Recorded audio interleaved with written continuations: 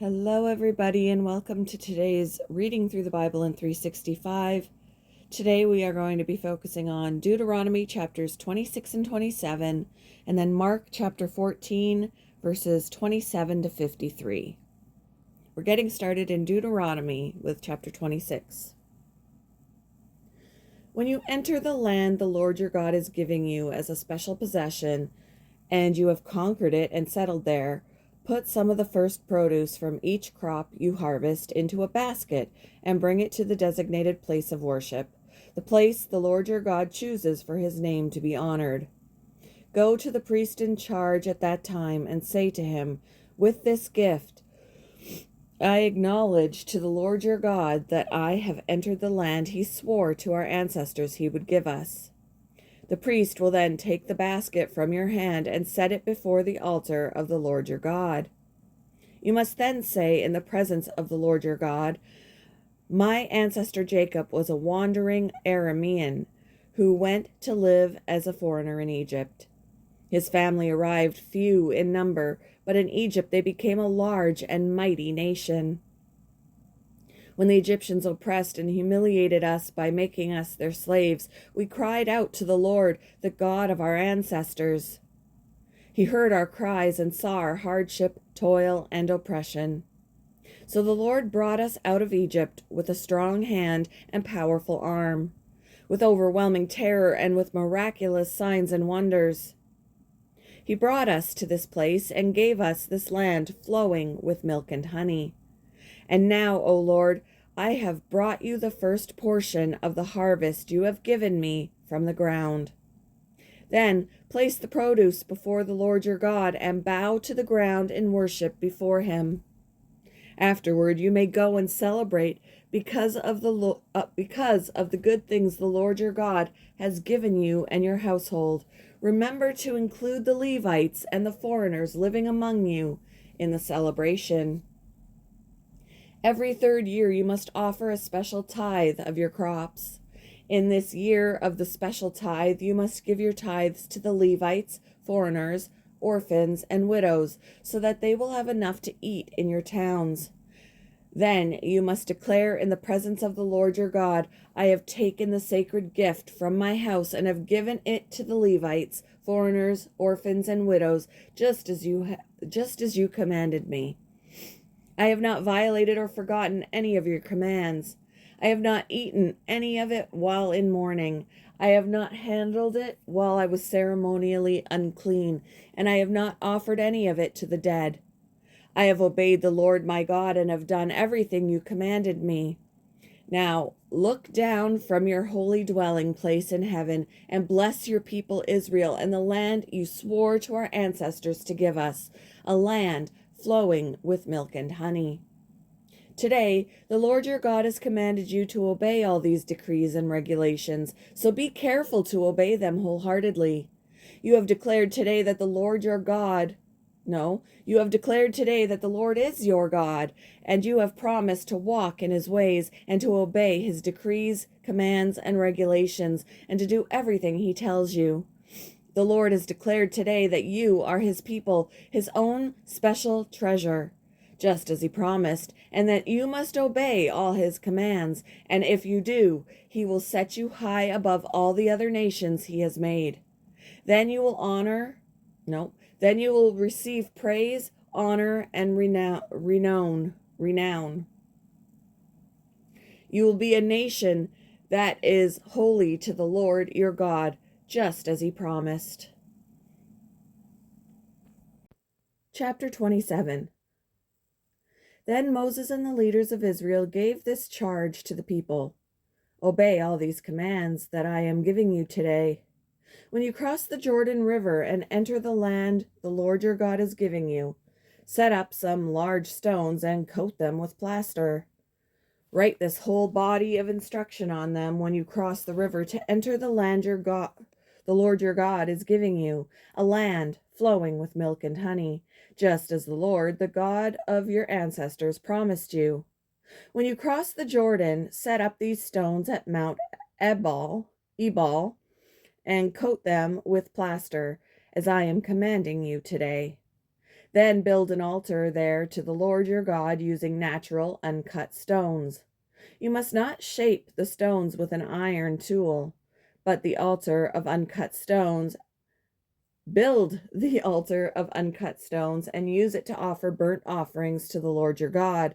Also, sacrifice peace offerings on it and celebrate by feasting there before the Lord your God. You must clearly write all these instructions on the stones coated with plaster. Then Moses and the Levitical priests addressed all Israel as follows: O Israel, be quiet and listen. Today you have become the people of the Lord your God. So you must obey the Lord your God by keeping all these commands and decrees that I am giving you today. That same day, Moses also gave this charge to the people.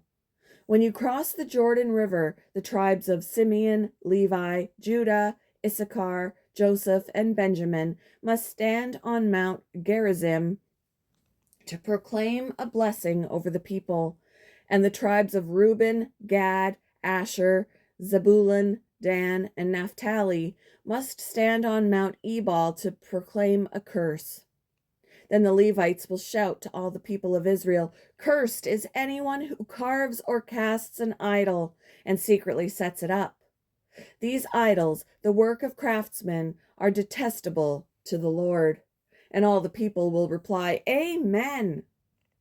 Cursed is anyone who dishonors father or mother. And all the people will reply, "Amen." Cursed is anyone who steals property from a neighbor by moving a boundary marker. And all the people will reply, "Amen." Cursed is anyone who leads a blind person astray on the road. And all the people will reply, "Amen." Cursed is anyone who denies justice to foreigners, orphans, or widows. And all the people will reply, "Amen." Cursed is anyone who has sexual intercourse with one of his father's wives, for he has violated his father. And all the people will reply, "Amen." Cursed is anyone who has sexual intercourse with an animal. And all the people will reply, "Amen." Cursed is anyone who has sexual intercourse with his sister, whether she is the daughter of his father or his mother. And all the people will reply, "Amen." Cursed is anyone who has sexual intercourse with his mother-in-law. And all the people will reply, "Amen." Cursed is anyone who attacks a neighbor in secret. And all the people will reply, "Amen." Cursed is anyone who accepts payment to kill an innocent person. And all the people will reply, "Amen." Cursed is anyone who does not affirm and obey the terms of these instructions. And all the people will reply, "Amen." Moving on to Mark chapter 14, starting with verse 27 and finishing up the chapter. On the way, Jesus told them, "All of you will desert me, for the scriptures say God will strike the shepherd and the sheep will be scattered. But after I am raised from the dead, I will go ahead of you to Galilee and meet you there." Peter said to him, "Even if everyone else deserts you, I never will." Jesus replied, "I tell you the truth, Peter, this very night before the rooster crows twice, you will deny 3 times that you even know me." "No," Peter declared emphatically. "Even if I have to die with you, I will never deny you." And all the others vowed the same. They went to the olive grove called Gethsemane, and Jesus said, "Sit here while I go and pray." He took Peter, James, and John with him, and he became deeply troubled and distressed. He told them, "My soul is crushed with grief to the point of death. Stay here and keep watch with me." He went on a little farther and fell to the ground. He prayed that, if it were possible, the awful hour awaiting him might pass him by. "Abba, Father," he cried out, "everything is possible for you. Please take this cup of suffering away from me. Yet I want your will to be done, not mine." Then he returned and found the disciples asleep. He said to Peter, "Simon, are you asleep? Couldn't you watch with me even 1 hour? Keep watch and pray so that you will not give in to temptation. For the spirit is willing, but the body is weak." Then Jesus left them again and prayed the same prayer as before. When he returned to them again, he found them sleeping, for they couldn't keep their eyes open, and they didn't know what to say. When he returned to them the third time, he said, "Go ahead and sleep. Have your rest. But no, the time has come. The Son of Man is betrayed into the hands of sinners. Up, let's be going. Look, my betrayer is here." And immediately, even as Jesus said this, Judas, one of the 12 disciples, arrived with a crowd of men armed with swords and clubs.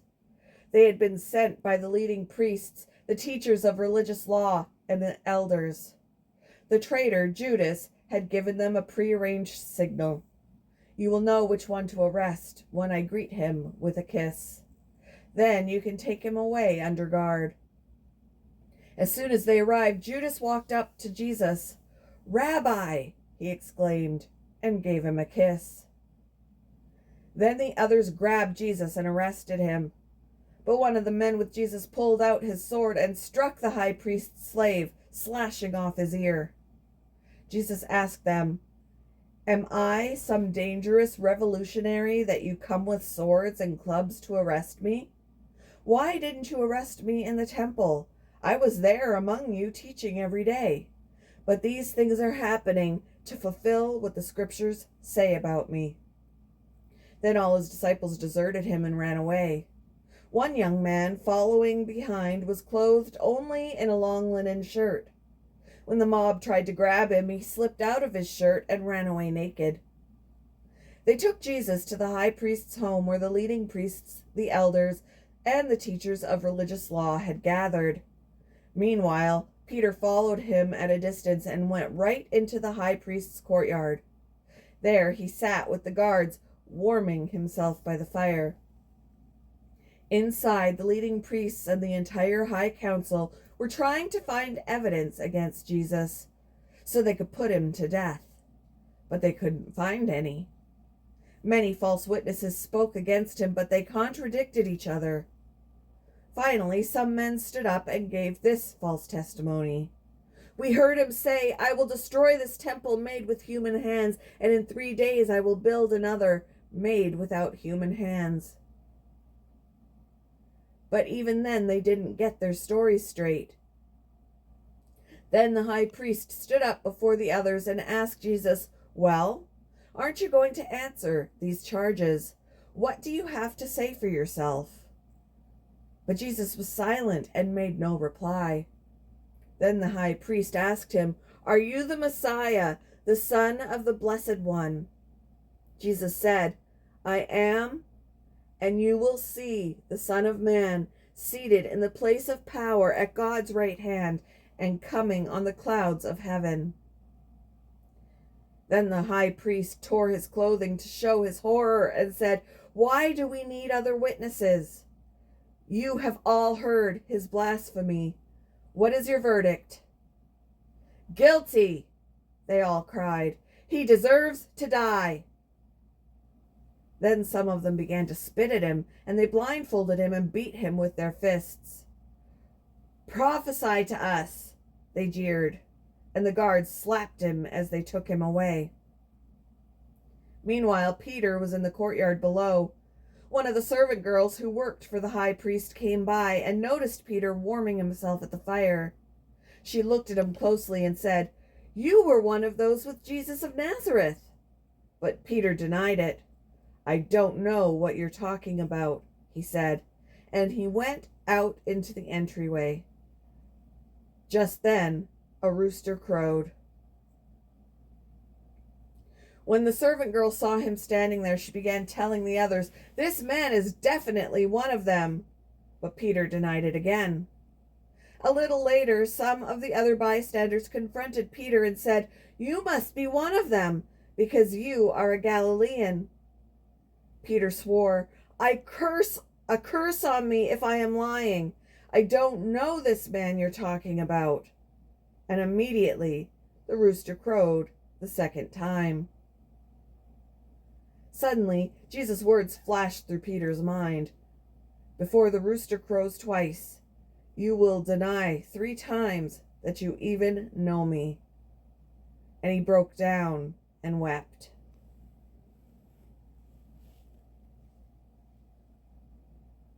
Thank you for joining me for today's reading through the Bible in 365. I hope you all have a wonderful Tuesday, and I will see you in the next one, guys. Bye.